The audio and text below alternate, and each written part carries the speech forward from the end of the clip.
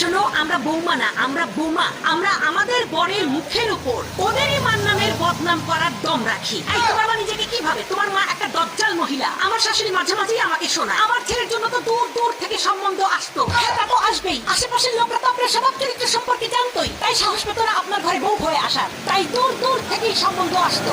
ননদ হচ্ছে ডিরেক্টর আর শাশুড়ি হচ্ছে অ্যাক্টর।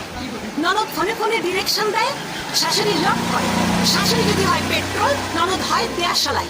তবে ঢোল তবলাবাদক স্বামী হয়। যার কথাই শুনবেন ফাঁসবেন তো ওই মালটাই। প্রত্যেকটা শাশুড়ি বলবে, ওম্মা এটাও শিখে আসো নাই, ওম্মা তোমার মা এটাও শেখায় নাই। শোনেন, ওটা আমার বাপের বাড়ি, কোনো স্কুল না। আবার শিখে ফেলে দিলে এটাও বলবে, আমরা তো এরকম করি না, আমাদের তো এরকম অন্যায় না।